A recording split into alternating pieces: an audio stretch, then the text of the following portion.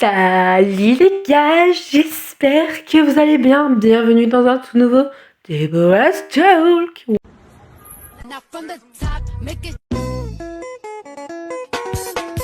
from the top, make it drop. That's some wet ass pussy. Now get a bucket and a mop. That's some wet ass. Welcome to back. Bienvenue ou beau retour sur ma chaîne. Enchantée, moi c'est Deborah, j'ai 18 ans, je suis étudiante en lettres modernes, créatrice de contenu, lectrice and poétesse. Alors, si tu as déjà regardé les autres épisodes de podcast, tu peux savoir que j'ai mon ordi à côté de moi. J'ai pas testé la lumière. Ah, là c'est mieux comme ça, non? Vous trouvez pas que c'est un peu mieux? Je suis un peu plus illuminée parce que, là, regardez, je suis pas très illuminée, bref, j'avais oublié de mettre la lumière parce que la lumière est reliée à mon ordinateur qui est juste à côté de moi. Puis c'est mon petit micro qui est juste là, mais que vous voyez, que vous entrevoyez. Donc je sais pas comment il est le son du coup parce que c'est la deuxième fois que je fais et là c'est la première fois que je le mets assez loin de moi du coup. Je suis sur mon lit parce que je me suis dit on va faire un petit truc assez cocooning du coup. Aujourd'hui on va parler d'un sujet. Un sujet que j'évoque dans mes écrits mais que j'évoque peu dans ma création de contenu. C'est quand même un truc, je me rends vulnérable dans mes écrits. J'ai pas honte de le dire dans mes écrits, mais en face à face, en création de contenu, j'ai un tout petit peu plus de mal. Et aujourd'hui, j'aimerais bien en parler. C'est la santé mentale. Ne vous inquiétez pas, je vous parlerai de l'écriture après dans l'épisode. Bref, ça va suivre parce que moi, j'ai envie de vous parler de la santé mentale, de comment ma vision de la santé mentale, d'essayer de vous donner des petites astuces, etc. Il faut pas oublier que la santé mentale et la santé physique sont un peu égales. C'est une partie intégrante de notre bien-être. Donc, vraiment, pour moi, la santé mentale et la santé physique, c'est à part égale. Et souvent, on oublie la santé mentale. Souvent, on la dédramatise. Souvent, on dit que c'est moins important que la santé physique. Personnellement, pour moi, les deux sont super importants parce que pour moi, la santé physique va empirer sur la santé mentale. Non, la santé mentale va empirer sur la santé physique ou même inversement. Ça dépend. Et moi, aujourd'hui, je vais vous donner quelques petites astuces et aussi des recommandations. Parce que moi, il y a des trucs qui me permettent de mieux vivre mon quotidien et d'essayer de trouver du petit bonheur dans les petites choses de la vie, même quand tout va mal, par exemple. Ou bref, on en parlera dans cette podcast, du coup. J'ai vraiment des notes, mais voilà, c'est un peu mon intro, du coup. En même temps, je vérifie un peu ce que je suis en train de vous dire parce que, bon, voilà. Alors, qu'est-ce qu'une santé mentale? Personnellement, désolée, j'ai un peu la voix enrouée. Qu'est-ce que la santé mentale? Déjà, la santé mentale, c'est savoir gérer nos émotions. C'est un peu comme une santé physique. C'est comment tu vas te sentir bien dans ton corps, oui, dans ta tête, dans ta manière de vivre, ta manière de penser, ta manière de travailler. Pour moi, la santé mentale, c'est quelque chose qui est supérieur à la santé physique. C'est quelque chose vraiment c'est ton bien-être. C'est comment ta santé mentale va réussir à sauter les obstacles que la vie va te donner. Par exemple, tu vois, si tu as une santé mentale un tout petit peu plus fragile, si tu as peut-être une merde dans ta vie, tu vas être un peu plus... Tu vas mettre du temps à la sauter, cette merde. Tandis que si tu as une bonne santé mentale, entre guillemets, tu vas peut-être réussir un peu plus à réussir cet obstacle. Je sais pas trop comment expliquer, mais il y a des choses qu'on oublie dans la santé mentale, c'est que oui, on peut être entouré, avoir des proches, avoir de la famille, etc. Mais se sentir seul, comme dans la chanson Boule au ventre d'Elena, qui te dit qu'elle se sent seule, entourée de 1000 gens, mais elle est toujours aussi seule. C'est qu'en fait, on peut montrer qu'on réussit. En fait, on peut sourire en public et pleurer en silence. Ça, c'est vraiment quelque chose en fait, souvent, je dirais pas la majorité, je sais pas de pourcentage à vous donner, mais il y a pas mal de gens par moment, c'est que la journée, ils sourient. Ils portent un masque social, du coup. Et le soir, ils lâchent toutes leurs larmes, du coup. Moi, c'est... Voilà. Et en fait, parce qu'en fait, la santé mentale mérite autant d'attention que la santé physique. parce que pour moi, la santé mentale, ça influence tout notre quotidien, si je peux dire ça comme ça. Ça influence nos relations, notre travail, notre vision du monde, notre vision de soi-même. Ça influence vraiment tout. Moi, personnellement, si j'ai pas une bonne santé mentale, je sais que niveau travail, niveau stress, niveau motivation, bah je gère. Nada, never. Voilà. Et c'est pas parce qu'on est bien physiquement qu'on est bien mentalement. Et inversement, on peut être bien mentalement et pas être bien physiquement. Parce qu'on peut être.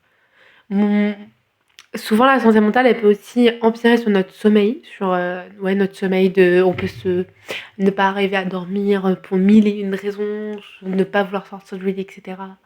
Avoir plus de force, être fatigué physiquement et mentalement. Donc voilà. Euh, je vais déjà parler de mon propre vécu de la santé mentale avant de vous donner ce qui m'a permis d'aller un peu mieux et qui me permet au quotidien de rajouter un peu de positif dans ma vie. Mais moi, j'ai déjà fait des sujets de podcast, je crois, sur la santé mentale et moi, mais je ne suis pas sûre. Je sais que pour la sortie de mon livre, j'en avais fait un, mais ça me dérange pas de me répéter du coup. Alors en fait, la mauvaise santé mentale, entre guillemets, un peu quand on... une santé mentale qui peut dégringoler, ça peut arriver pour n'importe quel acte. Une rupture, un deuil, plein de choses, même anodins, même de la vie quotidienne, peut-être une mauvaise note, je sais pas, tout, en fait, un rien peut faire dégringoler peut-être un trop d'émotions remplies en nous. Moi, je pense que c'est ce qui s'est passé. Moi, je l'ai remarqué, que ma santé mentale dégringolait au moment que j'ai vécu ma première rupture amoureuse de mon premier amour. Et moi, je pense que je l'avais peut-être remarqué avant, mais vu que je fermais les yeux.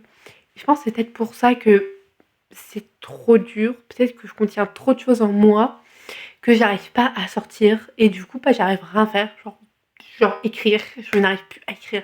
Je crois que je vais parler de... Ouais, mais bon, je vais en parler quand même. Il y a des moments où j'arrivais pas à écrire mes émotions, comme actuellement, je n'arrive pas à mettre les mots sur mes mots. C'est hyper compliqué. Non, mais c'est même pas hyper compliqué, je suis en mode, il faut que je me casse la tête 4000 fois, quoi. Du coup, voilà. Et euh, en gros, moi, ma santé mentale, je vous en parlerai après de mon livre, du coup. Moi, ma santé mentale, elle s'est vraiment reflétée sur ma manière d'être. Je suis extrêmement fatiguée, à fleur de peau, j'ai besoin de beaucoup de sommeil, j'ai besoin d'être seule pour essayer de me ressourcer à peu près. J'ai dit bien essayer. J'ai aussi besoin d'être entourée par moments pour reprendre aussi de l'énergie. Donc en fait, moi, il y a vraiment un truc en mode, j'ai besoin d'être seule, mais j'ai besoin de monde.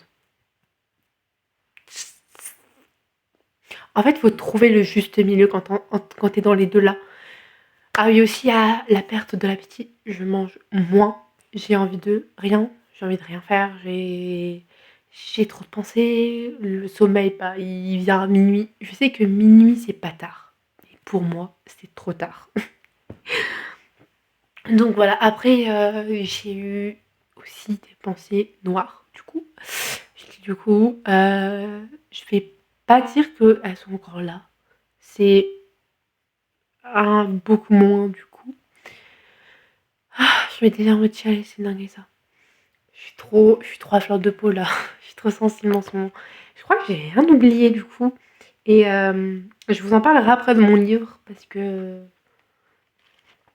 j'ai eu de trop bons avis positifs, j'ai trop bons avis à me dire. On en reparlera après.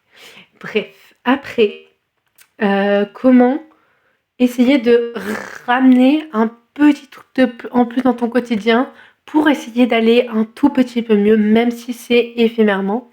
Je vais déjà te parler du temps pour soi. C'est des choses qui te font du bien. Et donc, en fait, moi, il y a des choses qui me font du bien. Il y a 5 choses qui me font du bien. Alors, il y en a une qui n'est pas trop. Mais voilà. Alors, déjà, de 1, je vais te dire, bien évidemment, l'écriture. Et alors, il y a 4 cahiers, je sais. l'écriture slash journal intime slash journaling. Alors, petite présentation. Donc ça, c'est mes 2 anciens cahiers et ça, c'est mon nouveau. Je n'ai pas encore noté dedans des choses. Je suis un peu en mode, si j'écris, ça va être réel du coup. Donc j'évite un petit peu, donc on va pas en parler. Mais écrire dans un journal intime, mais surtout sur papier, je trouve que sur papier, c'est vraiment très libérateur. Comparé à l'écriture ordinateur, il y a des moments, moi j'arrive mieux à écrire mes poèmes sur du papier. Et après, je suis obligée de les retaper sur ordi, mais c'est pas grave, hein, je m'en fiche un peu. Et ça m'amène de. En fait, je me dis, quand il y a un ordinateur, il y a la lumière bleue, il y a des trucs qui peuvent t'empiéter sur ta concentration, alors que quand tu es sur papier, bah, c'est toi face à ton papier. Et c'est trop bien. Et en fait, du coup, ces cahiers-là, je vous jure, j'évite grave de les relire. En fait, je peux pas me permettre de les relire parce que celui-là, par exemple, il est vraiment de toute ma période de post-rupture jusqu'en 2025, du 6 jusqu'au 6 janvier, donc du 5 mars 2024 au 6 janvier 2025. Donc du coup, il y a presque plus de moins d'un an. Et en fait, c'est vraiment le post-rupture. Quand je vous dis le post-rupture, genre l'après-rupture, c'est même pas un mois après, j'ai vraiment commencé à réécrire mes émotions en plus long, à me comprendre et tout, et avec tout ce qui s'est passé ensuite sur ma santé mentale ou même sur mes relations. Parce que oui, ma santé mentale a aussi affecté mes relations amicales et j'ai des amis qui sont restés proches de moi. Il y en a d'autres, non. Mais je vais pas en parler parce que là je sais que sinon je vais chialer. Donc voilà, donc c'est un peu vraiment tout ce que j'ai vécu dans cette période-là de post-rupture, même 2025, j'étais encore dedans. Puis voilà. Et puis on a aussi le deuxième. Alors j'ai décidé d'en refaire un autre parce que celui-là il rejoignait trop de souvenirs pour moi. Et voilà. Donc voilà, l'écriture d'un journal intime, celui-là je l'ai acheté au Action pour la Saint-Valentin. Il est magnifique. Je vais commencer à mettre dedans, je pense. Voilà, en fait, j'ai pas fait trop de pages. J'ai juste dit que c'était mon journal intime du coup. Et écrire, j'ai mis aussi cette citation-là.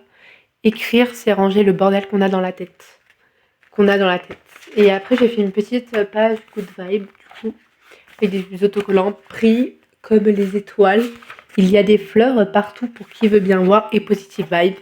Et après, j'ai décidé de mettre un peu toutes les chansons qui représentaient mon. En fait, je me suis dit, peut-être j'arrive pas à écrire, mais en chanson, j'y arrive. Bah, en chanson, j'y arrive à me dire. Les chanteurs arrivent à représenter des trucs que moi je vis actuellement. Du coup, bah, j'ai trouvé mes chansons préférées. Bah, mes chansons qui me représentaient mon état d'âme, du coup, avec les petits autocollants. Du coup, voilà. Les autocollants, ils viennent, en même temps, je fais une petite promo, il n'y a pas de collaboration, etc. de Wonderland. Voilà. Du coup, c'est sur Etsy. Donc voilà. Alors, je vous ai parlé de. Alors, j'ai plein de trucs à vous présenter sur ce qui me permet d'aller bien au quotidien. Je vous jure, je vais tous les présenter, même si ça va prendre 1 heure. Je trouve que c'est important de. Moi, je pense que j'aurais aimé avoir ces ressources-là. Donc, du coup, il y a l'écriture, le journaling, le journal intime, etc. Écrire ses pensées et tout. Je vous ai aussi parlé de la musique et j'ai des petits artistes. Alors, moi, je suis team CD, team un peu streaming, mais je préfère mieux les CD. Il y a une vibe assez différente. Du coup, je vais un peu vous présenter mes chanteurs préférés. Alors, il y en a que j'ai pas en CD parce qu'ils ont sorti que des EP et qui n'est pas disponible en format CD comme Candice, Lenny. Après, il y a aussi des CD que j'ai envie d'acheter comme Suzanne, Mickey, Solane aussi, Adèle Castillon aussi, du coup. Là, je vais vous présenter juste les chanteurs et les CD que j'écoute. À 24, il y a Olivia Rodrigo. Là, c'est Soul. Guts, il est chez mes parents. Ah oui, il y a aussi Angèle aussi que j'ai en CD, mais je ne l'ai pas sur moi. Il y a Louane, mais on en reparlera après. Il y a aussi Still To, c'est son premier album solo, Ma Vie. Il y a La Starac, l'album de La Starac. J'ai tous les albums à partir de 2024, du coup. Alors, oui, je vais vous parler de Louane. Voici. Alors, en fait, c'est pas lui mon préféré. J'ai 2 albums de Louane préférés, c'est Le Club des Sentiments, si vous voulez bien chialer. Il n'y a que des chansons qui me font chialer. Genre surtout la version où il y a tous les acoustiques et tout, je suis en mode slide. Bon, là c'est son best-of, si tout c'est pépites. Bon, ma chanson préférée de Louane, c'est Tornade. Et après, il y a aussi un de mes albums préférés de Louane, c'est Joie de vivre en couleur. Joie de vivre, oui, en couleur, la réédition et c'est un de mes préférés. Je pourrais l'écouter en boucle. Il y a plein de chansons qui me parlent dans ma période et tout. Je reçois plein de messages. Puis il y a aussi Elena et les deux, là c'est la réédition encore. Une queen, la reine de Belgique. Il y a aussi Marine, j'adore énormément Marine. Il y a vraiment 98% de l'album qui me représente à 100%, donc c'est un peu choquant. Et il y a aussi Marguerite. Voilà, c'est mes petites recommandations femmes engagées. Du coup, voilà. Puis il y a aussi un autre moyen qui me permet aussi de pas de me comprendre, mais de me sentir moins seule surtout. Voilà. C'est la lecture et en particulier la poésie. J'ai plein de petites recommandations. Alors je me dis que ça peut être tellement important pour moi de vous faire ces recommandations déjà pour vous.